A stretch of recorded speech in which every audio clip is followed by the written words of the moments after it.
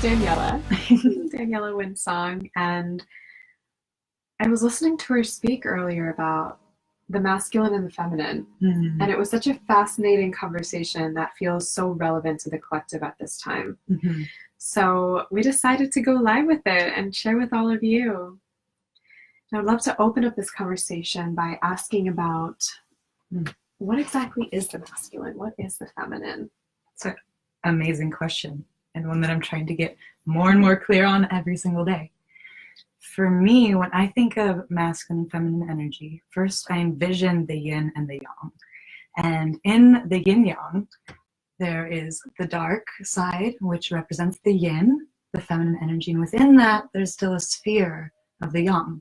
And then I see the yang energy, and within that, there's still a sphere of the yin. So one cannot exist without the other.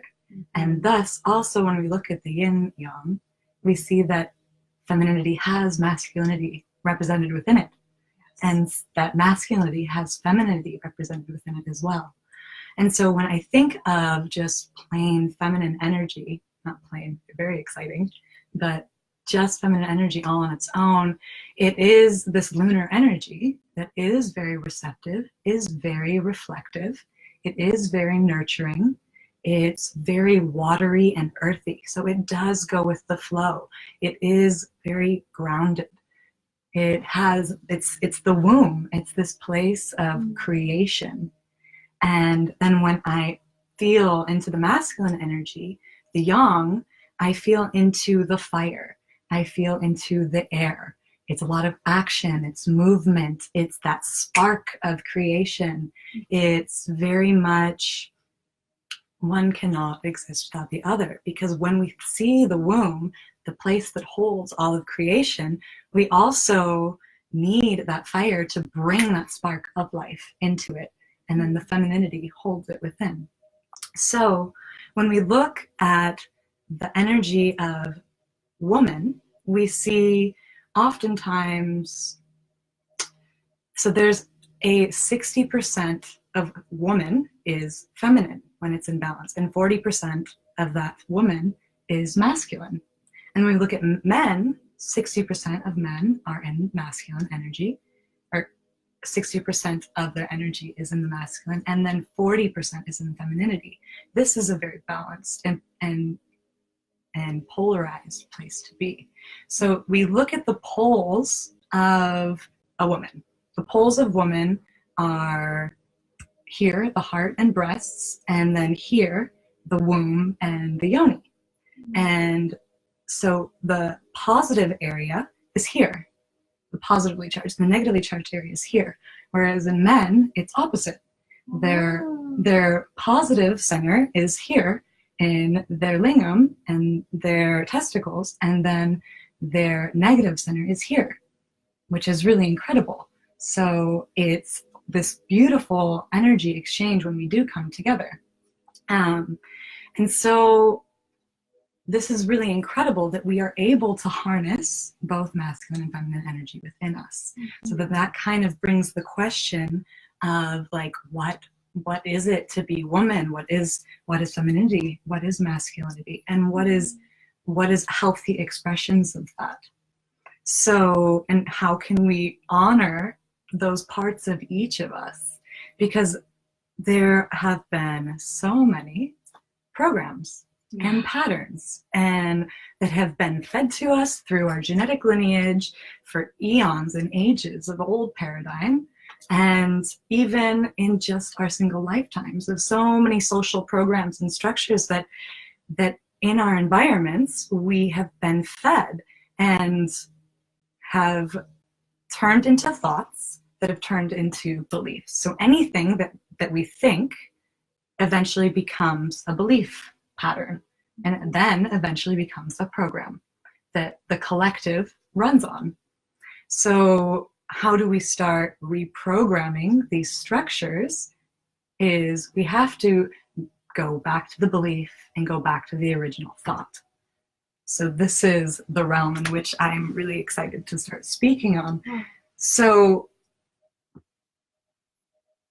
right now in society is really, in our America, and in a lot of Western worlds, and what we're starting to see incredibly ripple out to a lot of the rest of the world, which is incredible, is women are starting to gain more power than they've had in a really long time. Their voice, their throat chakra is starting to be so activated. All of their centers are starting to be opened up in really interesting ways. And what we're seeing with that reclamation of power and embodiment of that personal feminine power is happening because we haven't been seen, or we haven't been heard, or we haven't been honored, and that's totally okay. That's all part of the story, right? And also for men and the masculine, like, they have been showing up in all these different ways because they also haven't been seen, and they haven't been heard, and they haven't been honored. So both of us haven't been receiving the nurturing that we need in order to be fully embodied in our high magic and higher self state, which is really important for the collective right now. So when, for example, so I just did a video the other day with Leo King and Alex Coyote, which was a really incredible experience. And it's been so powerful to see all of the different arrays and spectrums of feedback that we've been getting from the sharing. And so I'm wanting to do this video and share about this topic a little bit more, just because at the time a lot of the statements felt very broad. And so now I want to get more into the specifics of the alchemy of the masculine and the feminine, the divine feminine, the divine masculine, and the toxic feminine and the toxic masculine, because they both exist, just like light exists and shadow exists, and none of them can exist without the other. Yeah.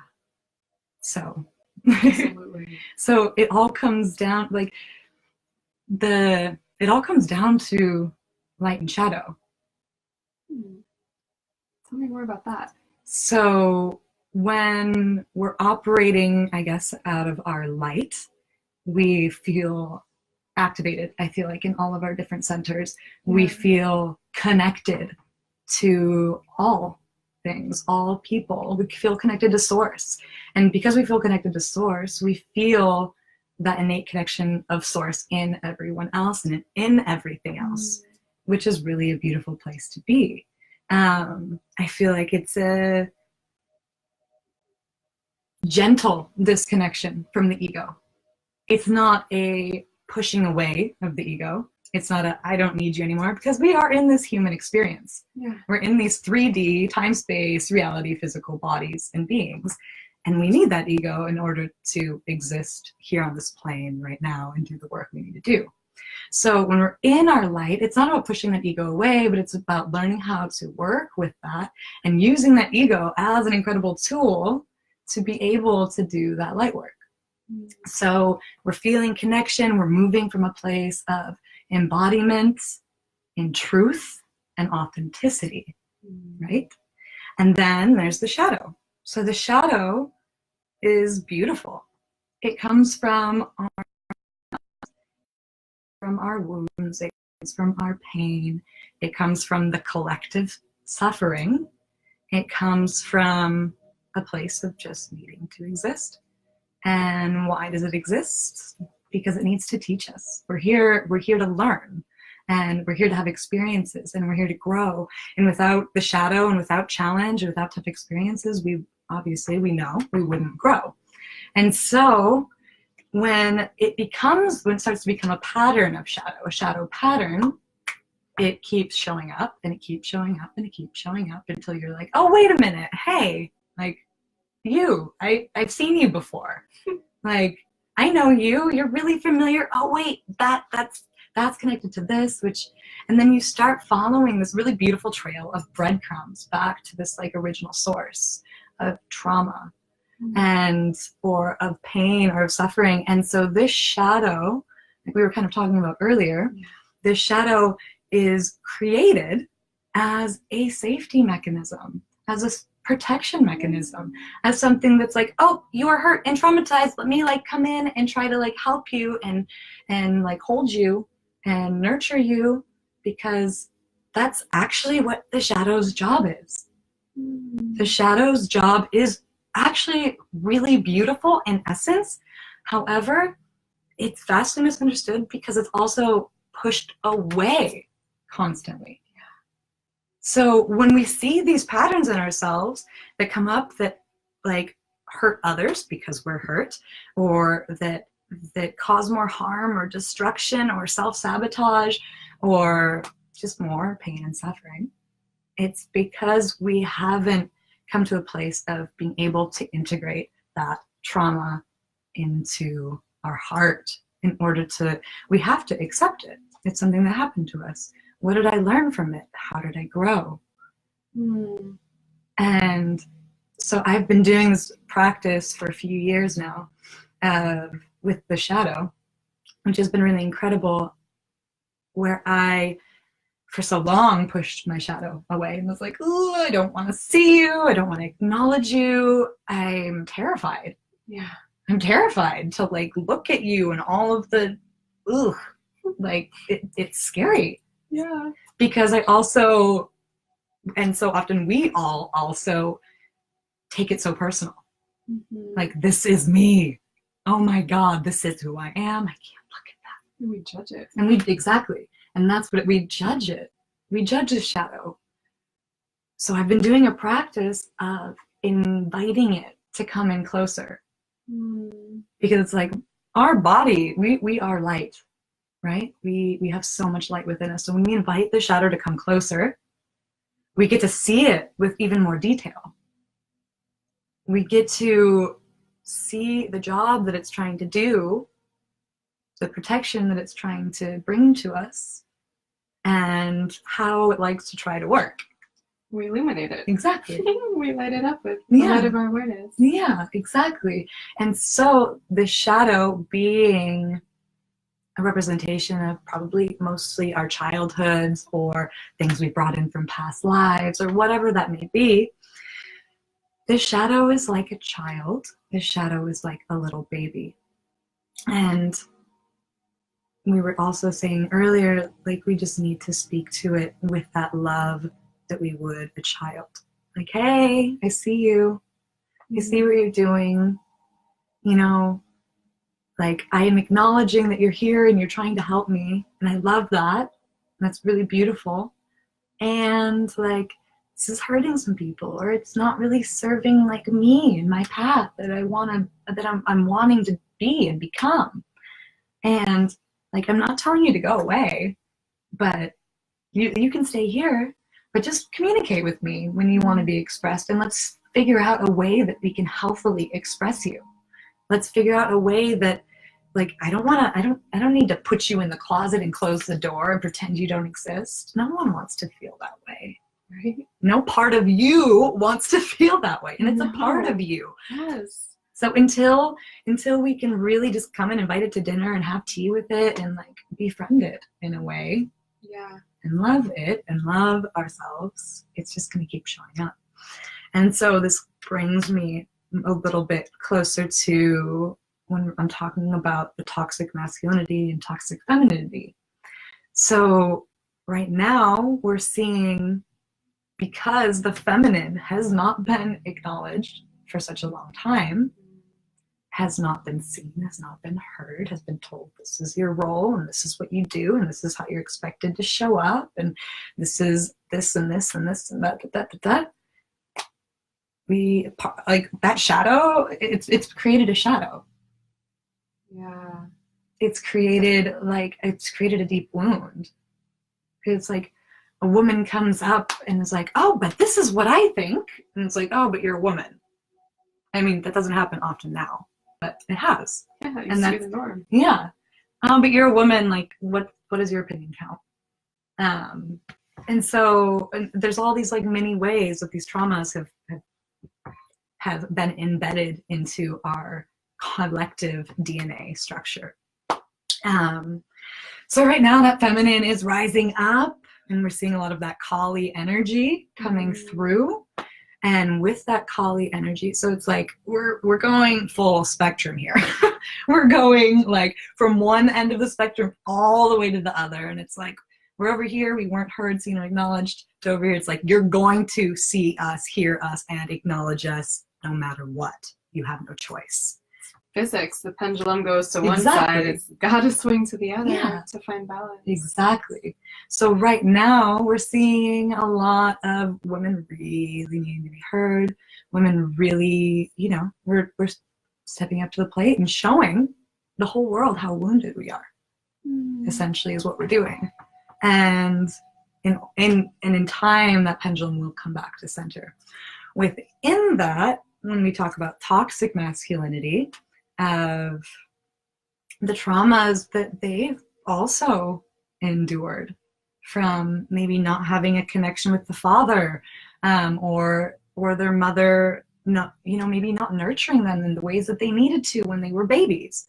And that's huge for all of us. Like when you're a baby, you look to your mother, and this is like, actually, I'm going to get into some deep stuff here, guys. So this may trigger some people, and that's totally fine.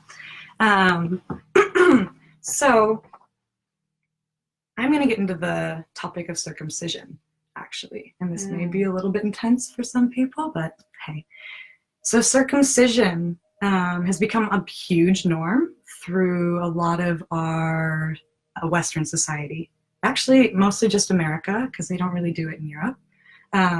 In Jewish culture, it originated, but that has a lot of different spiritual traditions and things associated with it. We can go back to like Old Testament with that.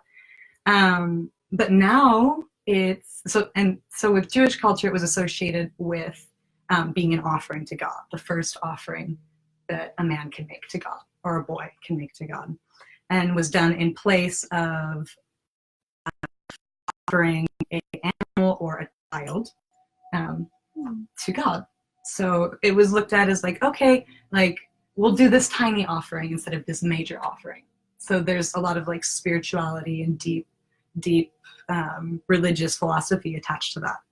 But when we get into our nowadays day and age in our Western society in America, the story is, oh, well, we're circumcising them because it's healthier for them long term. But there's actually, you can do your research, there's nothing that proves that it is healthier in any way, shape, or form. There's actually so many nerve endings on the tip of the penis that are harmed, and this is, and because there's so many nerve endings, it's one of the most excruciating pains that a being on this planet can go through.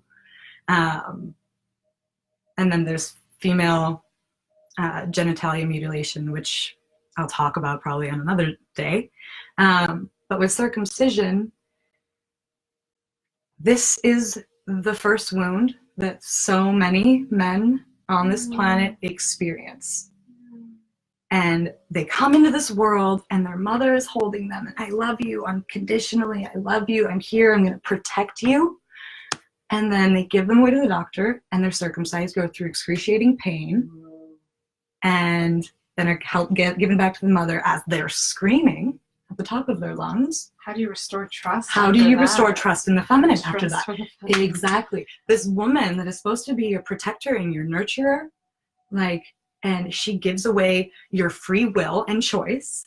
She gives you up to the most painful thing and essentially mutilates your body without you having a say. So this is where I believe a lot of this toxic masculinity comes from, is this, I can't trust the feminine. You've taken away some of my manhood and my choice and my personal power. Like, and because of that, I'm going to take away your power. Wow. Which is huge. Yeah, and then that perpetuates emasculation. Exactly. From the feminine. Yeah. And really, we just need to hold our hearts as sacred, like each other's hearts as sacred. Meanwhile, the masculine is like this protector, this provider, this doer that protects and provides for the heart of the feminine within him and within her. And the feminine is like this safe, warm, loving, inviting, healing space that is completely compassionate, non-judgmental, just total receiving of life as it is. Exactly. Exactly. And so how can we all start creating more of a safe, supportive, nurturing, and loving environment for each other? Because at this point, we're all healing. Yeah. We're all healing. Masculine is healing from their different wounds. Feminine is healing from their different wounds. And it's like, how can we all hold space with each other to heal without judging each other and without putting each other down? Because a lot of, not all by any means, but a lot of women in the newer feminine movements are really putting men down and really trying to like put them in their place, and it's creating a little bit more of an imbalance is what I'm seeing, because now men are, not all men, and some men deserve this, don't get me wrong, but some men deserve to be put in their place and some women do too. But now it's creating this energy where it's like men don't know how to move. They don't know how to act. They're like, wait, but who am I as a man if all of these programs and conditionings and this and that, everything I've been told is wrong, like at this point. And so now it's like the masculine is also like being broken down and trying to like build itself back up. So it's equally both of our roles, I think, to help build each other up and like help create that space for each other. Yeah, I feel like at this time it's so important that we validate the experience of the other and that we stop taking it personally and stop having all these expectations around how we need to be treated, how we need to be held, and instead hold space for the unraveling of this healing that is inevitably going to be bringing up tons of shadow. And ultimately what it comes down to is not connecting to the heart of the human being before you, and also letting go of all of these ideas of this conditioning around man, woman, masculine, feminine. Like, can we just show up in our authenticity and the truest, most sincere expression of who we are and allow that to be perfect, whether we are inhabiting a male body or a female body? Exactly. It's like we can bring it all the way back to basics of namaste, of like the light in me sees the light in you, and it's like this human to human relationship, God to God, divine being, divine spark, cell and other cell, as all the other cells communicate, like we all just seeing each other for that. Simple. Something that I've been noticing around the healing between the masculine and feminine is, so my idea of the masculine has always been, it's like goal oriented. It's like the sperm. The sperm goes for it. The sperm gets it, and it's goal oriented, and it's all about doing, and it's directional, it's focused. This is the masculine energy, productivity, getting things done. For so long, society has over glorified the traits of the masculine. Meanwhile, the feminine is the egg. She's receptive, she's magnetic, and she is healing, and she's compassion, and she's deeply feeling. These are the feminine essences, which have been, I mean, society hasn't really been glorifying those aspects too much. And what I feel is happening now is that we're recognizing the value of the feminine essence, of healing, of feeling, of doing nothing. We recently had, like a few years ago, The Secret came out, which is all about the law of attraction. And it's because we had done so much in terms of manifesting around doing and getting. It's like we'd been so focused on the sperm, we forgot about the egg. And we think that the egg plays this passive role in creation, but really the egg, she sits on her throne and she actually secretes these like chemical messages that tell the sperm to swim and tell the sperm where to swim. And that's what our vibration is. So we're remembering the value of attraction, the value of magnetism, the value that the feminine brings. And we're starting, well, before we glorified the aspects of the masculine, now this is coming into balance, and we're hearing about self-love and self-care, and we're diving into our own healing experiences, like ayahuasca. She's such a feminine essence. She's just taking over, exploded around the world. Our care for the earth is waking up, the ultimate feminine force. Exactly. And the power of creation with that. And like, I love what you said about the egg is the queen that sits on her throne and just waits. And what I hear, or what I'm seeing, is this correlation with like laws of manifestation and laws of attraction, of being in that stillness and being in that receptive place and allowing yourself to kind of draw all of these different things to you with that solid intention.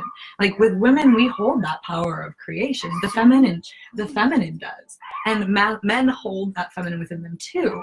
And so we're also healing, like the collective is healing the feminine and the masculine within men as well. And we're starting to see the importance of non-doing, starting to see the importance of getting really clear in the visualization of what it is that we want to create and hold within us, because our whole body can be like a womb. Which is incredible. Like our mind is like, to me, like almost like the ultimate energetic womb space where you plant all of these different seeds to be created within the reality. And yeah, I love that analogy a lot.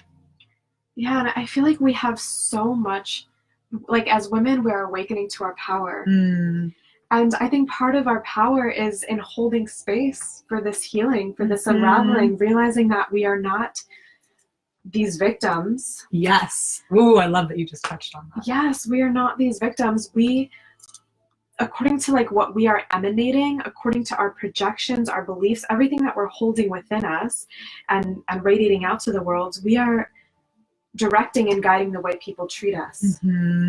So we can start to shift different treatment from the masculine by respecting ourselves, respecting our own gifts, and at the same time just coming into total forgiveness for everything, like allowing ourselves to feel like we're on the same team, because we truly are. At the end of the day, it's one consciousness flowing through all. We are all one, and beneath all of it is like this pure innocence. And I feel like it's, as women, we can hold sacred the hearts of all those that we love, of all people, and truly step up as the sacred holders of the hearts of all the hurting people in the world. And I feel like it's time that we relinquish some of that anger and some of that hatred towards these figures that are bringing to light the toxic masculinity, like Donald Trump as an example,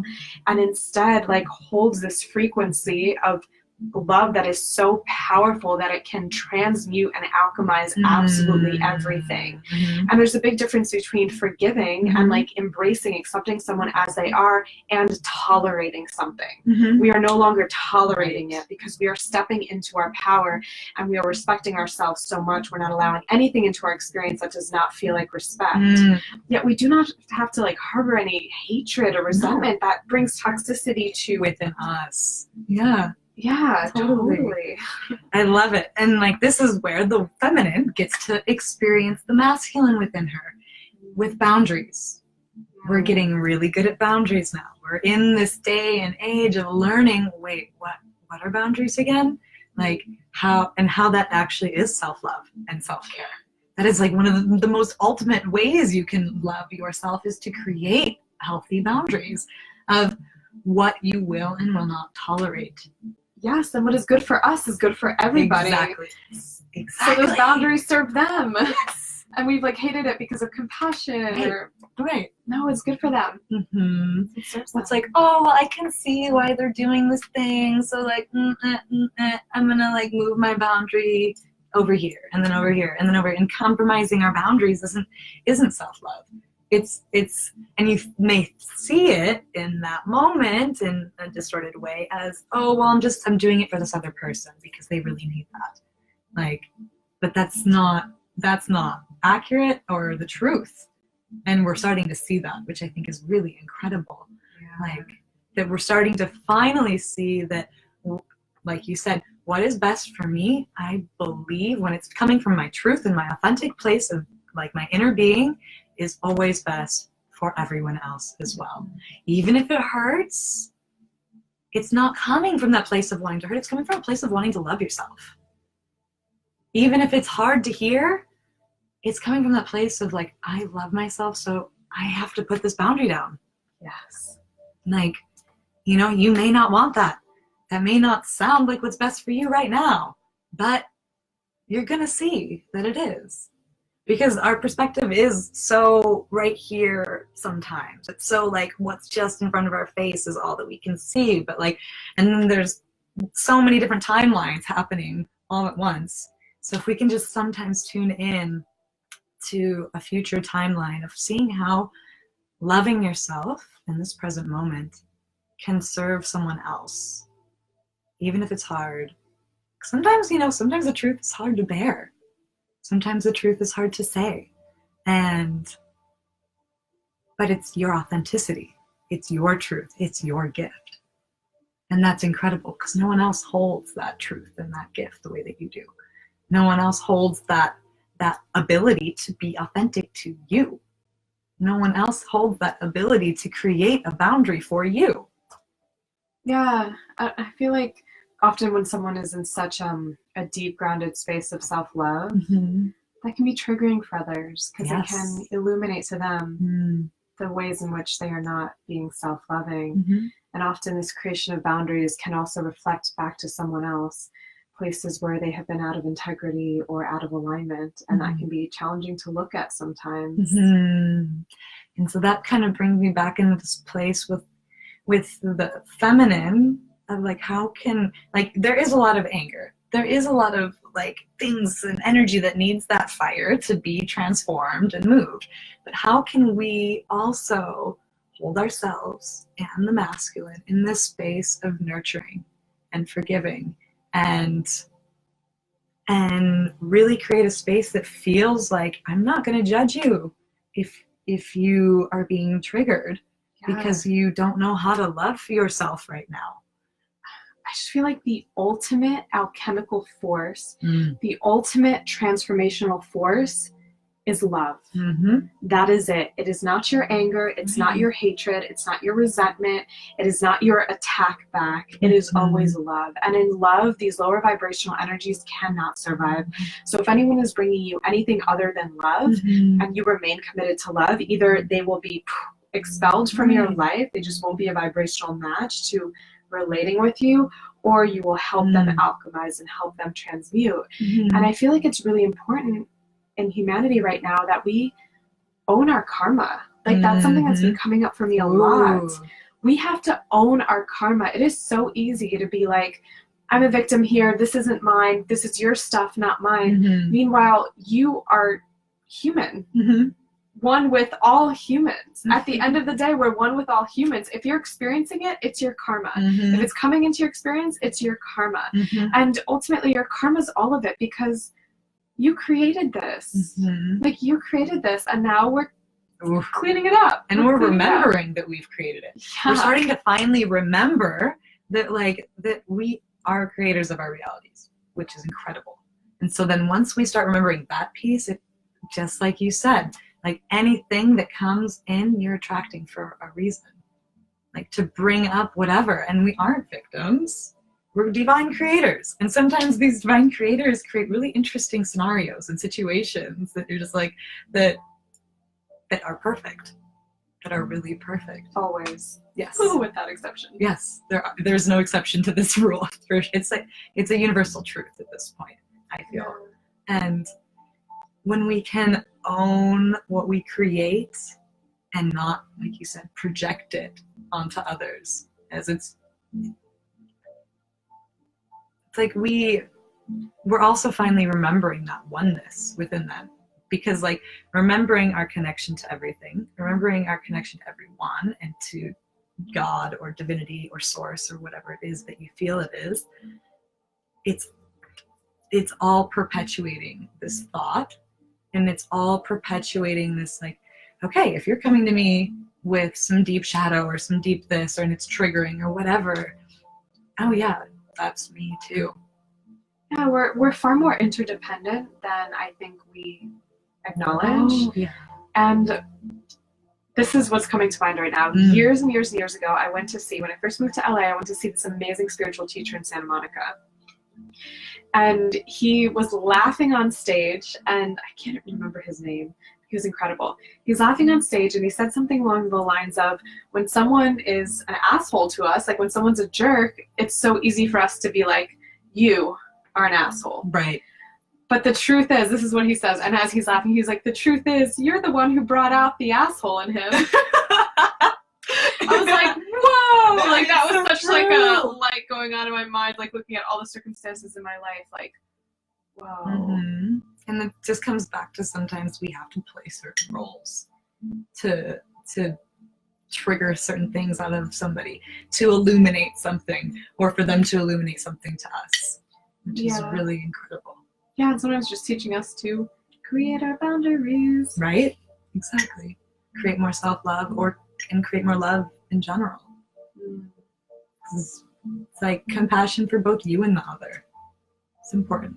Yeah, balanced. Mm-hmm. Mm-hmm. Yeah, balancing our needs with the needs of others, like always prioritizing them both at the same time. That's the only way we can be in balance. Right.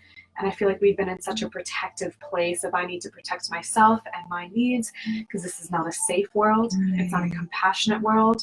It's not an empathic world. Mm-hmm. So it's me and my needs. And then that totally cuts us off from the flow of life. Mm-hmm. And then we don't feel in harmony with life. Mm-hmm. And then we don't trust life. Why would we? Mm-hmm. And when we cut off that flow, that's like our life force energy. And then we like forget how to like channel and how to access higher perspective. And we forget that we belong to each other, and we shut ourselves off from the flow of love, which is devastating to the soul. Mm-hmm. It's agonizing to live without love, to live without trust, to live without harmony. So many people all around the world are living this way. Mm-hmm. Mm. And like deep fear and suffering. It's an illusion. It's not necessary to the extent that we're experiencing it. No, I mean it's not necessary, but it's an illusion that we have to experience that even. It's like we experience it because we are harboring distortions in our beliefs and in our perceptions. We're perceiving something and distorting it. Like when we buy into the idea of separation and feel that it's the only truth. Right. It's one of many truths, and it's a paradox. Like you and I, yes, are separate, but if you really view it from clarity, you see the interdependence, the way we're always affecting each other, and the way in which we've never been separate and never will be and never could be. Yes, exactly. I love this. Me too. It feels like a really important conversation to be had at this time. You know, the dynamics between the masculine, feminine within, and then just men and women as a whole. So much is coming to light right now, and it really is bringing up a lot of anger and a lot of sense of like righteousness or a victimhood. I know the Me Too movement was quite triggering for me. It was like I had my stories, but I didn't share them because I didn't know how to do it in a way that felt in such high integrity without any sort of blame or without any like feeling of victimhood. Or I felt the same. I just didn't feel aligned with the movement. I felt that there was immense value to it, and I felt like there were many gifts within it, yet I didn't know how to participate in a way that really felt good to my heart and soul, because I feel so committed to the cultivation of greater love. That's all I want to like energize, and I didn't feel like I could do that and like share my part in the Me Too movement. I felt the same, because for me it was coming. I'm sure not every woman was moved from this place, but from where it would have come from for me was like feeling like shame, like shaming men or guilting them or this or that. And I was just like, that's so not what I want to do. Like I had this experience, like I had an experience too, and a few. And you know, that's an experience. And at this point in my life, like I have forgiveness, and it almost doesn't even feel like it's like my story anymore. Really, we should be addressing the perpetrators, Right? Right? Like, what must these men have gone through to behave in this way? Right. To be so cut off from their own hearts. If you're right. connected to your heart, all hearts are connected. So if you're connected to your own, you're naturally going to be connected to everyone, and you're going to have empathy, and you're going to be feeling what they feel. And I feel like they're the victims as well. They are. Like, when we need to address like I said earlier, hurt people, traumatize more people. And it creates this really unhealthy ripple effect. So for me, while all this was going on, I was just feeling like with the whole Me Too movement, I was feeling such deep compassion, because I was like, these men are probably suffering even more than I am right now. We have to stop thinking of ourselves as like separate individualized beings. We think like, oh, that was done to me, you did that to me, men over there are doing this to, you know, whatever, women. But that's your karma. Own your fucking karma. Own it. Own it so that you can transmute it, so that you can alchemize it. Realize the oneness that like threads us all together, the way in which we are so connected, the way in which this is your problem as well. Like, this is your doing as well. You played a role in this. You play a role in everything. Every thought that you think, every belief that you hold ripples out into eternity, whether you believe it or not. That is the truth of life. We are that powerful and that impactful and that influential. Definitely. It's like this, and what I've been playing with a lot lately is this victim versus victor mentality. And we have to go through hard things and trauma. And the point is, so we can see how strong we are, and to come out as the victor and see what we're capable of, and see the immense amount of forgiveness we're able to carry in our bodies. See the immense amount of compassion we're able to have in our bodies, even for somebody that has done the unspeakable or unthinkable. And see the amount of love that we can carry in our bodies. Because that's what we're here to learn. That's just what we're here to do and here to learn. And to be able to find forgiveness, compassion, and love for people that do the unspeakable or the unthinkable or whatever it may be, that person is a teacher. That person is probably one of the greatest teachers anyone could ever experience. It's massive. Donald Trump. Dude, I love Donald Trump. You know what? I freaking adore him. I love him because he is really giving us such an opportunity. Yeah. Like, such an opportunity to see what we like, what we don't like, and how to have compassion for this person. And he's doing unspeakable things to people and this and that. And it's like he's shedding so much light throughout our country and our societies and our government and our finances and all of it. He's shedding unspeakable light. It's absolutely incredible.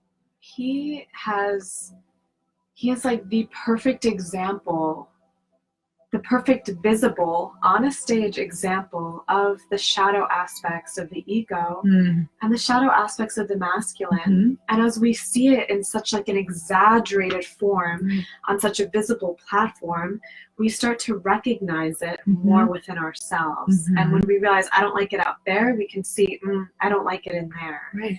So he's bringing all of that to light. And I feel like so many of the systems that we have in place are built upon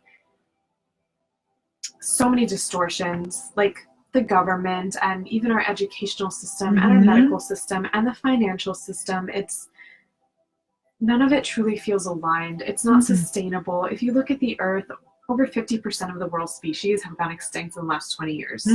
Like, you're delusional if you don't think we're dying at a really fast rate. Right. Like, truly, people don't want to embrace this truth, but it is the truth. Things aren't working the way they are, and this man has come to light to play a really challenging role. Who would ever want to play the role of someone who is that hated. I'm getting chills just like thinking about it. Yeah. And then just destroying all of it. Like, it's all being destroyed in these really sacred and divine ways. And it's all unfolding the only way life knows how to unfold. Right. In this 3D experience, this is the only way it can be done right now, is how it's happening. And I think that's powerful for so many of us to understand. And because I see and hear so many people like saying, Trump, I hate him, or like having such strong like emotional triggers towards him, like I hate him, or I can't stand that he's doing this, or like anger and frustration and sadness. And some people I even know have been getting like depressed over it, and like allowing this person to like really hold their emotional power, like take control of their emotional power. And I think it's really important, because like if we're triggered by it, let's look at it. Let's find where it may be in us, or if we can't find it somewhere in there, it may not be, probably is on some level though. Like, then I mean, because we're all connected, like how can we hold space and action to create something that does feel more in alignment? So he's giving us an opportunity to create a more clear vision of like, okay, this is what we don't want, this is what we don't want this either. Yeah. So wait, what do we want? Wait a minute. Because like sometimes first we need to know what we don't like and we don't want to get clear on what we do. And we need that contrast. Contrast is really important in this reality. And so now we're like, okay, well, what do I want? What do we want as a collective? We're starting to ask ourselves these questions that are incredibly important and poignant. And so we're starting to get the creative gears going and our hearts going. And it's like, well, what's possible? Everything. Right. Anything. Right. So where are we going to start? How can we start gracefully? Is it possible to have a graceful revolution? Oh, yes. Exactly. It's called the love revolution. So it's exciting, because I feel like right now we are on the precipice of shifting, but we're also like on the precipice of like even more big empowering change. And we're realizing, for so many of us, is like the other video I did, we were talking about Chiron moving through Pisces, and now it's in Aries. So like we just went through this massive like spiritual cleansing, awakening, and collective consciousness, like essentially like purging. And so now we're coming into Chiron in Aries, which is really about how do I embody this spirituality? How do I embody like all of these things that I've been realizing and learning and experiencing, and embody it into my ego and integrate it in a healthy way into this ego expression. So we're getting clear on like how do I heal from this reflection? How do I fine-tune my being? What do I want to create that's in beauty and in love and in alignment in my little reality bubble? And then how does that serve others? And then it's just this ripple effect from there. Because it's like, as soon as we start doing that inner work within ourselves and then start getting clear on what it is that we want, what makes us joyful and happy and on fire and aligned and joyful and like just wanting to keep creating beauty and sharing beauty, and then that helps inspire other people or helps heal other people, and it's just this massive ripple effect, which is incredible. So it's like it starts here. It's all here. So I've started to kind of come to this place, and this may not be right for everybody, but I've started to come to this place where I just need to do the work in me. And I feel like everything else will change from there. And I can share that with other people. Yeah. And then they can start doing that work. And I can support other people in doing that work. And we can all start doing that for each other. But I just need to do it in me, and everything else will start to shift and change and move. Absolutely. That's the only place of change. Right? The only place of change is within you. The only place. And it inspires the change outside of you. Like, I mean, Gandhi had it on point. You know, be the change you want to see in the world. Yeah. And it's actually true. Like, it's the most true thing I feel, that if you want to see something else on this planet that is your truth, it's authentic to you, and it's beautiful in its divinity, like, and you embody that, and you be that, and you love that, and you share that, like, other people see that peace. There's nothing else to do. No, I mean, that's what we're here for. Yeah, and for so long, human beings have been taking this experience of life so seriously. This experience of life is ephemeral and fleeting. It will not last. None of us is getting out of here alive. And when we return to spirit, when we return to our souls, when we take off these masks, take off these bodies, we realize the way in which, at the end of the day, it's all love. And we're all just playing these roles for each other. Yeah. I'm an Akashic practitioner. I share Akashic record readings. And how could I have this amazing role that I love so much as Akashic practitioner if there weren't, you know, all this fear and all this anger and all this despair and like so much to elevate and so much to clarify. I feel like at the end of the day, it's like we die and we're in soul, and then we see, like, you know, Donald Trump, and it's like a little fist bump, like, oh, good job, man. Like, that was not an easy role to play. Like, damn, but you like rocked it. And and that's really what it's like once we die. This is a fleeting experience, and we really don't have to take it so seriously. And we can come into higher perspective, come into Akashic perspective, and remember that truth is our love, and that anything and everything is possible for us. That is, like, that is the truth here, and we can head in any direction that we like. And if there's something that you want to change here on earth, good. That gives you purpose. That gives your life meaning. I mean, I feel like that's one of God's greatest fears, not having purpose and not having meaning to God's existence. Right. So then we created all of this and all these things to do so that there could be a reason for existing, because why else would we exist? I think it's so important to, like, drop out of our minds, out of our egos, our personalities, and come into this, like, higher perspective, this more expansive perspective, because that puts everything in place, and that just alleviates all the heaviness of like the fear or like the anguish. Because I mean, sometimes I get bogged down, like, oh my god, the earth, like, we're just hurting her, and the state of humanity, like, it hurts. But as soon as you take that larger perspective, you're like, it's all good. I'm just gonna embrace my power within this to do everything that I can to shift it. And you'll find that the people who are often in the most despair and the most upset and depressed and angry are the ones who aren't doing a lot about it. And the ones who are doing a lot about it often allow these emotions to fuel their action. And once they're taking action, that immediately clears the emotion, because we're doing the best that we can. Like, you're doing something to transform it. Action is the element of fire, so it helps to move, it helps to transform and transmute. Yes.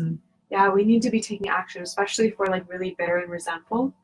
It's because we need to be taking action to help clean this mess up, which is all of our messes. I feel like there's just this perspective of like, that's your mess, that's humanity's mess. Like, I just hate humanity. Like, you're humanity. You are humanity. You have power. You have influence. Embrace it and fall in love with yourself. And there's just this fun little saying that, like, when you point the finger, there's always 3 pointing right back at you. Oh. It's like, you're doing this. Whoa, wait. Oh, 3-fold coming back. So it's just like that fun little reminder that, like, no one is to blame. Yeah, ever. Like, even I keep coming back to Donald Trump, but so many people like hate him and are so angry about him, but he was created. He's a product of his environment, and beneath that is just pure innocence. Exactly. So let's clean up this mess together and own our karma and know our power. And come into balanced, beautiful expression of that masculine and feminine energy so that that divine can flow through us in that pure way, because we need to be, we need to do, we need to nurture all of it. So yeah, thanks for tuning in. Yes, and where can we find you? Yeah, you can find me at winsongspeaks.com. I'm going to be having a YouTube channel coming up really soon, y'all, which is really exciting for me. And you can tune into my Instagram if you'd like at winsong___. So, and I'm really curious to hear what you would love to hear Daniela speak about on her YouTube channel. So if there's something that you'd love to hear from her about, maybe you can comment there. Yes, please. Because there's so many different things that I would love to share about, but sometimes don't know what you guys would be most interested in hearing about and or learning about, or I know something I'd like to hear about. Ooh. You said something about like our high power earlier. So what it would be like to fully live our high power, be in our high power, what that looks like, and how to use like the feminine, masculine energies within and throughout to embrace our high power. Or high magic, not high power. High magic? Yes. High magic. Well, this is getting into some alchemy and tantra. Yes, please. So yeah, that would, ooh, and sex magic too. Yep, definitely. That's all a part. Oh, fascinating topic. That's one of my favorite topics, actually. Oh, that's a good one. That's really exciting, and that would have to, that's like a 3-parter. We're going to talk about the masculine sex magic that they just can do with themselves, and like SEX, sacred energy exchange, doesn't necessarily even have to mean intercourse. And then what women can do with their sex magic tantra practice, and then how we all come together for that alchemy. And holy bananas, when we come together for that alchemy, is it powerful? That's getting into some like high manifestation vibes. So that's really exciting. Yeah, I'd love to speak on that. So yeah, please feel free to comment below any topics that you'd like to hear me speak. And where can we find you? So I'm on Instagram, I'm Daniela Gill Love. My website is danielagill.love. So not .com, it's .love. I'll actually post it in the comments. And Daniela is an Akashic record reader, an incredible channel. And yeah, I super urge you and invite you to contact her for a reading if you feel called. She's incredible. I would love to share a reading with you. Thank you, Daniela. Yeah, thank you. All right, loves. Love you guys. We will see you another time.